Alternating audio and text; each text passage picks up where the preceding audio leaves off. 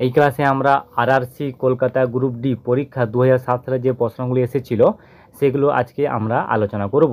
Railway group D সালের গুরুত্বপূর্ণ প্রশ্ন, কিন্তু খুবই গুরুত্বপূর্ণ প্রশ্ন, কারণ এই যে পরীক্ষা 17 নভেম্বর হতে চলেছে, কিন্তু প্রশ্ন রিপিট আসতে পারে। ঠিক আছে, 17/12/2007 সালে পরীক্ষা হয়েছিল আমাদের। 17 নভেম্বর থেকে পরীক্ষা চালু হবে গ্রুপ ডি। তো অবশ্যই তোমরা ভিডিওটি দেখবে। ঠিক আছে, খুবই গুরুত্বপূর্ণ প্রশ্ন হতে চলেছে। দেখো, কুতুব মিনার কে তৈরি করেছেন? এখানে 4টা অপশান দেওয়া আছে, অবশ্যই তোমরা কিন্তু কমেন্ট করে জানিয়ে দেবে। কুতুব মিনার তৈরি করেছেন কুতুব উদ্দিন আইবক। ঠিক আছে, অপশান এ হবে সঠিক অ্যান্সার।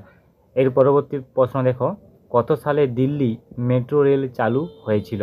কত সালে দিল্লি মেট্রো রেল চালু হয়েছিল? অপশান 4টা দেওয়া আছে, দেখো সঠিক অ্যান্সার হয়ে যাবে 2002 খ্রিস্টাব্দে। ঠিক আছে, 2002 খ্রিস্টাব্দে। এরপরে প্রশ্ন দেখো, লিখিত কোন শহরে যন্তর মন্তর অবস্থিত? লিখিত কোন শহরে যন্তর মন্তর অবস্থিত? 4টা অপশান দেওয়া আছে, অবশ্যই তোমরা কমেন্ট করে জানিয়ে দাও। সঠিক অ্যান্সার হয়ে যাবে দিল্লি। দিল্লি হলো যন্তর মন্তর শহর একটা। এর পরবর্তী প্রশ্ন দেখো, 4 নম্বর প্রশ্ন হবে আমাদের, কোন একটি লাঠিকে জলে ডোবালে বাঁকা দেখায়? মানে কেন একটি লাঠিকে জলে ডোবালে বাঁকা দেখায়? ঠিক আছে, এখানে সঠিক অ্যান্সার হয়ে যাবে, দেখো 4টা অপশান দেওয়া আছে, সঠিক অ্যান্সার হবে প্রতিসরণের জন্য। অপশান বি হবে সঠিক অ্যান্সার, প্রতিসরণের জন্য। ঠিক আছে, এরপরে দেখো প্রশ্ন আমাদের, গাছের রান্নাঘর বলা হয় কাকে? এটা কিন্তু খুবই গুরুত্বপূর্ণ প্রশ্ন, তোমরা কিন্তু এটা আমাকে কমেন্ট বক্সে কমেন্ট করে জানিয়ে দেবে। ঠিক আছে, গাছের রান্নাঘর কাকে বলা হয়? অবশ্যই তোমরা কিন্তু কমেন্ট করতে ভুলবে না। ঠিক আছে, আমি এটা কিন্তু উত্তর বলে দিচ্ছি না, আমি তোমাদের কমেন্টের অপেক্ষায় থাকবো। ঠিক আছে, এরপরে দেখো, কত সালে কলকাতা বাংলা রাজধানী হিসেবে পরিগণিত হয়েছিল আর কি? কত সালে কলকাতা বাংলার রাজধানী হিসেবে পরিণত হয়েছিল? এখানে সঠিক অ্যান্সার হয়ে যাবে, দেখো 1772 খ্রিস্টাব্দে। 1772 খ্রিস্টাব্দে। ঠিক আছে, এক পশলা বৃষ্টির পরে রামধনু দেখা যায়। এক পশলা বৃষ্টির পরে রামধনু দেখা যায়, কেন দেখা যায়? দেখো 4টা অপশান দেওয়া আছে, এখানে হবে সূর্যের বিপরীত দিকে থাকলে। ঠিক আছে, সূর্য বিপরীত দিকে থাকলে পশলা বৃষ্টির পরে রামধনু দেখা যায়। ডিসকভারি অফ ইন্ডিয়া বইটির লেখককে? ডিসকভারি অফ ইন্ডিয়া বইটির লেখককে? 4টা অপশান দেওয়া আছে, দেখো সঠিক অ্যান্সার কিন্তু অবশ্যই তোমরা কমেন্ট করে জানিয়ে দেবে। সঠিক অ্যান্সার হয়ে যাবে জওহরলাল নেহরু। অপশান বিতে আছে, দেখো ডিসকভারি অফ ইন্ডিয়া। কোন ভাস্কর্যে সবুজ শিলা পাথর ব্যবহার করা হয়েছিল? কোন ভাস্কর্যে সবুজ শিলা পাথর ব্যবহার করা হয়েছিল? এখানে সঠিক অ্যান্সার হয়ে যাবে গান্ধার ভাস্কর্যে সবুজ শিলা পাথর ব্যবহার করা হয়েছিল। এরপরে দেখো, ইনকিলাব জিন্দাবাদ স্লোগান প্রবক্তাকে?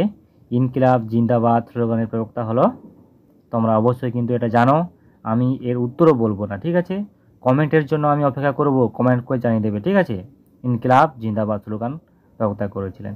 আমি আজকে মোট 30টা প্রশ্ন করাচ্ছি, তোমরা কিন্তু অবশ্যই ভিডিওটিকে থামিয়ে তোমরা অ্যান্সার দেবে আর কমেন্ট করে জানিয়ে দাও 30টার মধ্যে তোমাদের কটা ঠিক হয়েছে। ঠিক আছে, শ্রী চৈতন্য দেব কার কাছে কৃষ্ণ মন্ত্র দীক্ষা গ্রহণ করেন?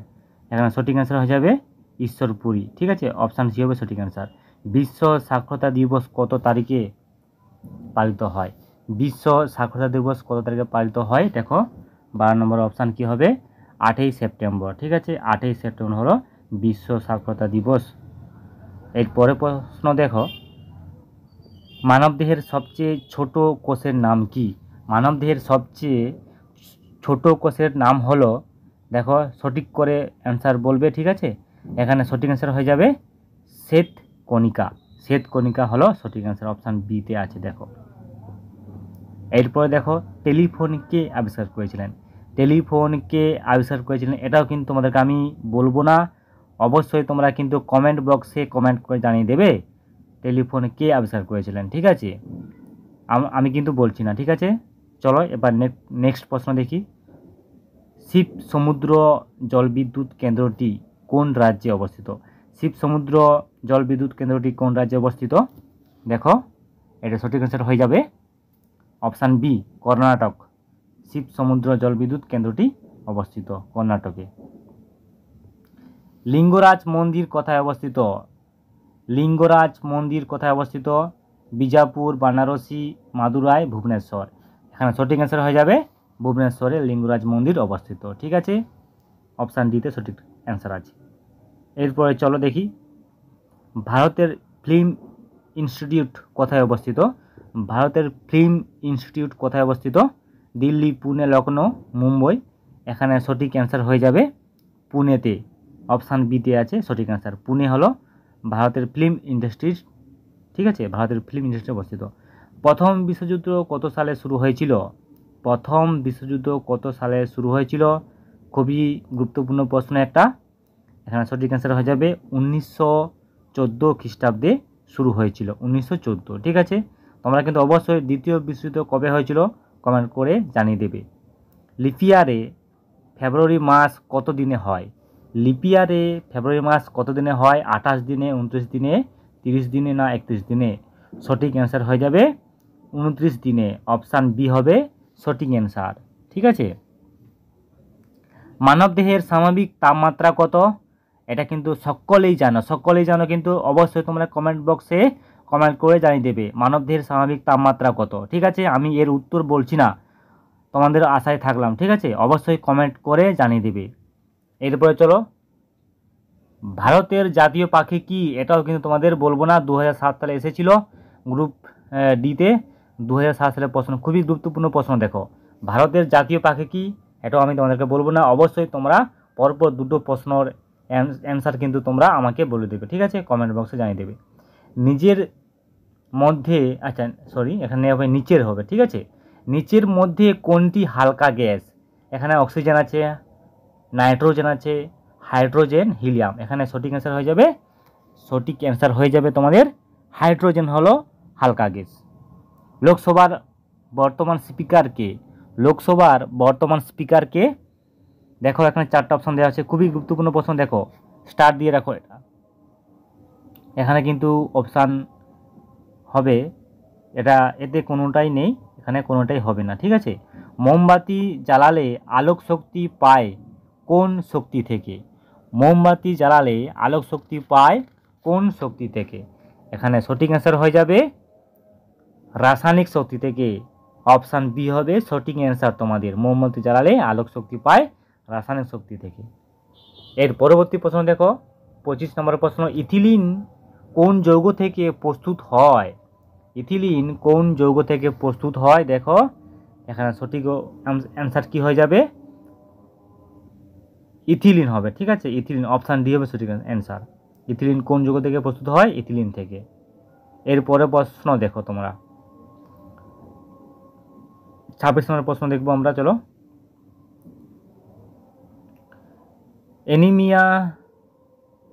অ্যানিমিয়া কোন ভিটামিনের অভাবে হয়?